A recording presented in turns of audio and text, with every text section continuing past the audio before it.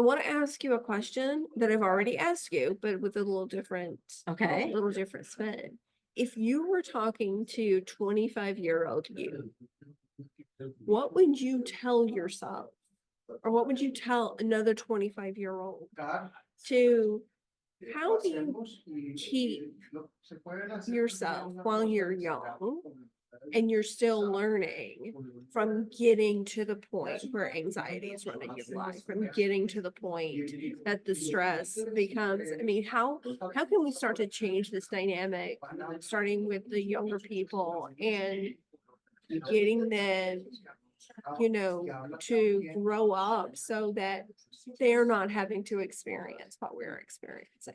I think it's first off, it's finding things that you enjoy doing and being able to make sure that you're incorporating that in everyday life.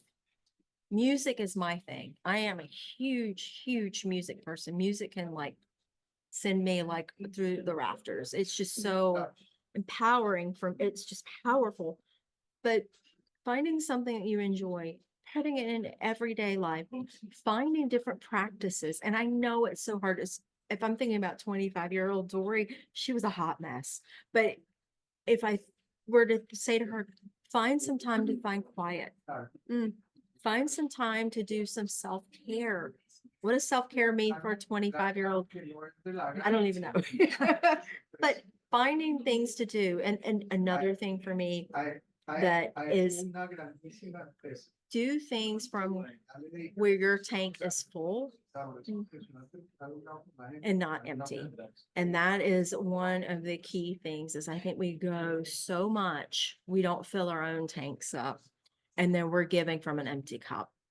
So find things that restore you, even if it's, hey, I may have to miss out on this party this weekend, but I need to go in and find a way to restore, and just being able to feel it in your body and being able to acknowledge that and then being able to do something about it.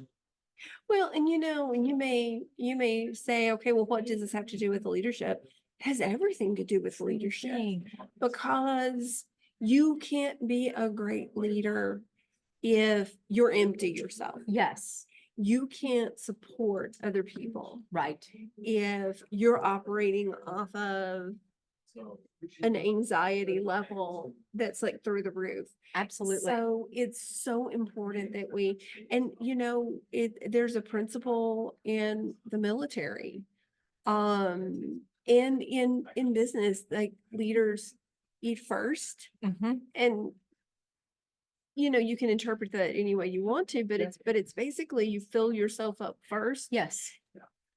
When the mask drops down on the airplane, That's it. you put it on yourself first, because if you lose oxygen, you can't help anybody else. anyone else. You can, and I remember a time when I was a younger manager and I had a team of, oh my gosh, 69 people that reported to me. And I was stressed. I was stressed out. We had a lot of, it was a lot of hours. I was working 80 hours a week.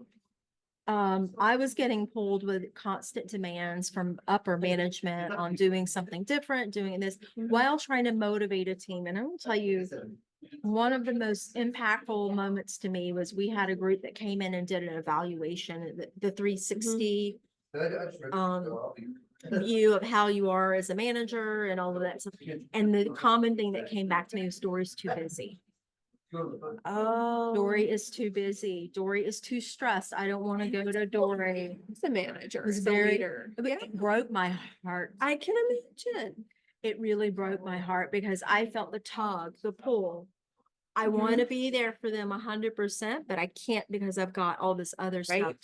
Something had to give. And hearing that was sort of my aha moment of, okay, put it down, put down whatever I'm working on right now. Just go around and say hello to everybody and say, and really just, and it helped me. So me just going around and, hey, how are you doing? Helped me to take a break. Right. And to be able to see, people's kids and, bringing in, different treats and things like that. And just becoming more human. Right.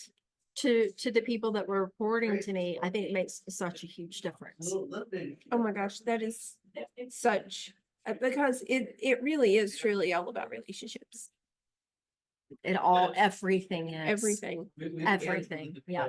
Yeah, it is. Yeah.